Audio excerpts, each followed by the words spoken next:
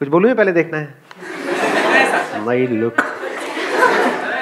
कितने हैं जो कहते हैं क्लीन शेव बेटर है? ऐसी वोटिंग कर रहा हूँ। कितने कहते हैं ये बेटर है? हाँ ठीक है। क्लीन शेव वाला कोई कितने थे? बाहर फेंको उनको सपोर्ट बुलाओ बाउंसर्स को मिलो।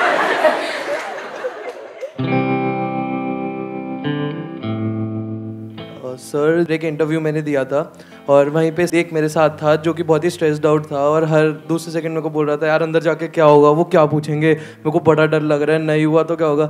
और एक मैं था जो कह रहा था कि मतलब मेरे को वहाँ जाना नहीं था। तो फिर मैंने बोला कि यार मैं बस चेक करने आया हूँ कि मैं कितना केपेबल हूँ। तो फिर हो गया तो हो गया, नहीं हुआ तो नहीं हुआ, ऐसे करके मैं बहुत ही चिल्ड आउट था। मैं सबको बोल रहा था क्या हो गया, नहीं हुआ तो कुछ और हो जाएगा।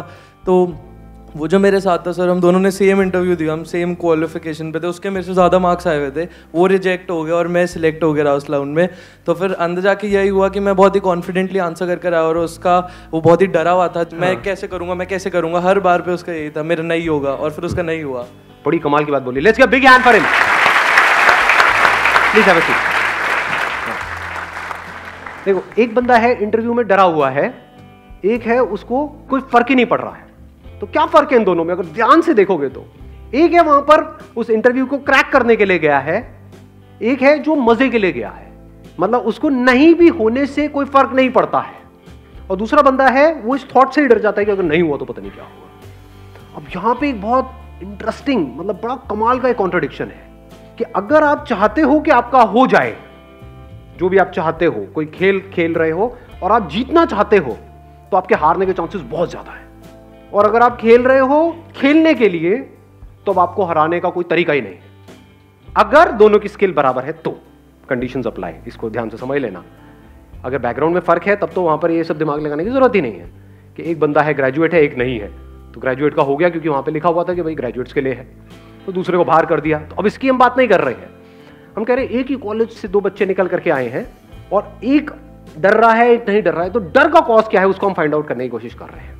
इसको आप डर भी बोल सकते हो, इसको स्ट्रेस भी बोल सकते हो, इसको प्रेशर भी बोल सकते हो, जिसकी वजह से क्या होता है हमारी जो कैपेबिलिटी है, जिस लेवल पे हम परफॉर्म कर सकते हैं उस लेवल पे हम नहीं कर पाते।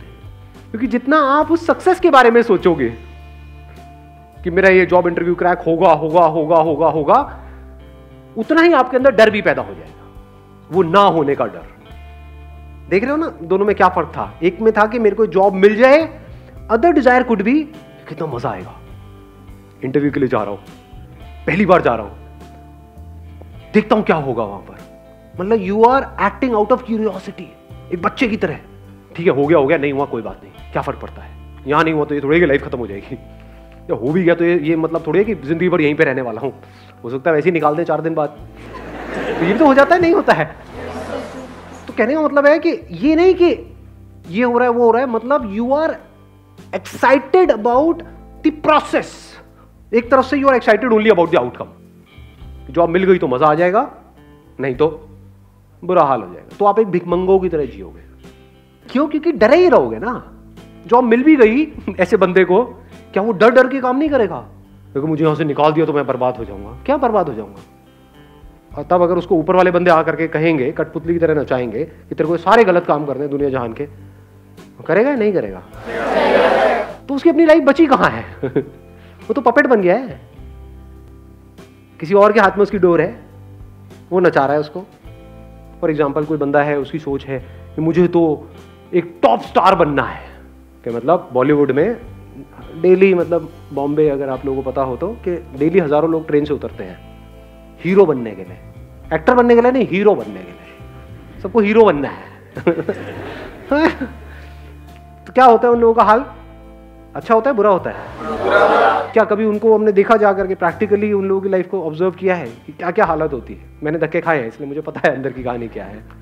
बहुत बुरी हालत होती है, इतनी बुरी जिसकी कोई हद ही नहीं है, हर तरफ से पिसे हुए होते हैं। क्यों मर रहे हो? क्योंकि उनको हीरो बनना है। अब अगर उनको कोई सपना दिखाएगा कि हाँ, या उनको कोई रास्ता मिलेगा कि हाँ बेटा मैं तेरे को हीरो बना दूंगा, लेकिन जो मैं कहूंगा वो करना पड़ेगा, वो करेगा या मना करेगा? तो उसके अंदर बचा क्या सोच रहे हो? अगर दुनिया जहान के उसको गलत काम करने पड़ रहे हैं वो बनने के लिए, वो करने के लिए जो वो करना चाहता है, तो बन भी गया तो अंदर कुछ बचेगा ही नहीं। तब तक 5-10 साल में कुछ बचेगा ही नहीं। शक्ल देखोगे तो सब कुछ नकली होगा वहां पर, नकली हंसी, नकली सक्सेस, अंदर से सब खोखला, सब खाली। तो दूसरा तरीका क्या हो सकता है लाइफ को जीने का? अगर वो बंदा समझ पा रहा है तो वो क्या कहेगा, बाहर में क्या हीरो हीरोइन, इस सबसे क्या परवाह, एक्टिंग में है मेरा इंटरेस्ट, मेरे को एक्टर बनना है। एक्टर कौन है? एक्टर के लिए क्या बड़ा क्या छोटा समझ रहे हो? अगर कोई एक्टर है तो उसके लिए स्टेज बड़ा या छोटा नहीं होता है, हीरो के लिए बड़ा छोटा होता है कि ये छोटा स्टेज है, मैं यहाँ पे कैसे आऊंगा। समझ रहे हो? तो ये कुछ बेसिक सी चीजें हैं जो अगर इस लाइफ में इस टाइम पे अगर आपको समझ आ गई ना तो बड़ी कमाल की लाइफ हो सकती है। हाँ आप बोलिए। सर, जो दो लोग होते हैं उनमें बेसिक डिफरेंस ये होता है कि एक कॉन्सिक्वेंसेस में जीता है और एक प्रेजेंट में जीता है। एक सोचता है कि अगर मैंने ये नहीं किया तो उससे क्या क्या हो जाएगा, मेरी लाइफ पे क्या इम्पैक्ट पड़ेगा, और सोचता है कि मैंने ये नहीं किया था, लास्ट टाइम भी मैं डिसअपॉइंट हो गया था, मैं अपना बेस्ट नहीं दे पाया था, तो वो आगे भी वही सोच सोच के जीता रहता है और नेगेटिव ही चलता है, उससे कभी भी कोई पॉजिटिव की उम्मीद ही नहीं होती। और जो दूसरा होता है सर, वो बहुत ऑप्टिमिस्टिक होता है, उसको लगता है कि इवन इफ नहीं भी हुआ तो लेट इट बी, हम नेक्स्ट ट्राई करेंगे। वो कभी भी गिव अप नहीं करता है और वो आगे वाले कॉन्सिक्वेंसेस का नहीं सोचता, वो प्रेजेंट में जीता है। Excellent, let's get big hand for her.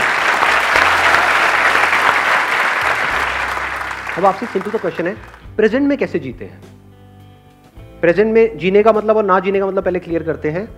जो बंदा प्रेजेंट में नहीं जी रहा है वो क्या कर रहा है कि मैंने इतनी बार ट्राई किया, नहीं हुआ, अब भी होने वाला तो है नहीं। पिछली बार भी मैं गया था वहाँ पे जाके नर्वस आ गया था, नर्वस को नर्वस अच्छा लगता है बोल। हाँ, इस बार भी अगर ऐसा हो गया तो पता नहीं मेरा क्या होगा। तो वो पास्ट में जी रहा है या फिर फ्यूचर में। अगर नहीं हुआ हो तो पता नहीं घर जाके कितने जूते पड़ेंगे, घर वालों ने पूरा टीका भी करके भेजा इस बार तो। और कई बार ऐसा भी होता है वो टीके की वजह से जॉब नहीं मिलती है, भाई हमारी बलि चढ़ाने आया है तो क्या करने आया है। द पॉइंट इज कि एक बंदा है जो पास्ट में जी रहा है या फ्यूचर में जी रहा है, अगर वो एक्साइटेड भी हो रहा है सोच करके कि हाँ अब तो मुझे मिलेगी मिलेगी मिलेगी मिलेगी जॉब ये वो, तो उस एक्साइटमेंट में भी हो सकता है वो रायता फैला रहा है अंदर जा करके। होता नहीं है, कई बार ओवर कॉन्फिडेंट हो जाते हैं, मतलब वहां पे टेबल पे गए, बैठे अपनी फाइल बैठ ले देख क्या है तू, तेरी जगह मेरे पास होगी, ये कुर्सी दिख रही, बहुत सेशन देखे हैं मैंने उसके, क्या लगा रहा है मुझे तू।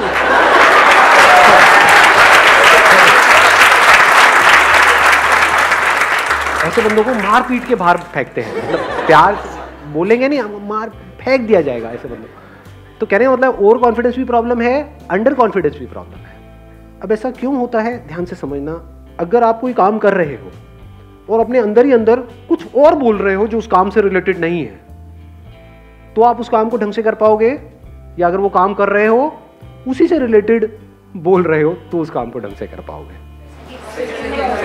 समझ गए ना? ये बोलना ही सोचना है, पहले इसको समझ लो अच्छे तरीके से। मैंने अपने कई सेशंस में बोला है, what is thinking, what is thought, ये लोगों को पता नहीं है लेकिन बात करते हैं। माइंड, व्हाट इज माइंड, ये जो हम अपने अंदर ही अंदर अपने आप को बोल रहे होते हैं, ये थिंकिंग है। बिना बोले क्या आप सोच सकते हो? हाँ, बोलते रहे हो नहीं, कभी प्रैक्टिकली करके देखा है? किसी ऐसी चीज के बारे में सोच के बताओ जिसका कोई वर्ड माइंड में ना पड़ा हो। Can you think about it? Impossible. तो पहले हम बोलते हैं, फिर उसके कॉरस्पॉन्डिंग इमेजेस माइंड में आती है, फिर एक चेन बनती है, इसको थिंकिंग बोलते हैं। तो आप चाहे पॉजिटिव बोल रहे हो अपने आप को, चाहे नेगेटिव बोल रहे हो, आउटकम से रिलेटेड, जो होने वाला है उससे रिलेटेड, चाहे वो अच्छा है चाहे बुरा है, उसका जो अभी काम करना है उससे कोई कनेक्शन नहीं है।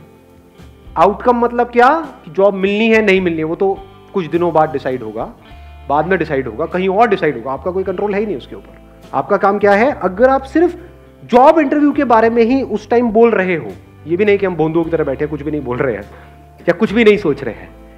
If you are thinking about the job interview, कि जैसे कोई बंदा अंदर गया, उससे जाकर के पूछा कि भाई किस तरह के क्वेश्चंस आ रहे हैं, क्या पूछ रहे हैं, there is a strong possibility कि एक ही तरह का पैटर्न चल रहा होता है।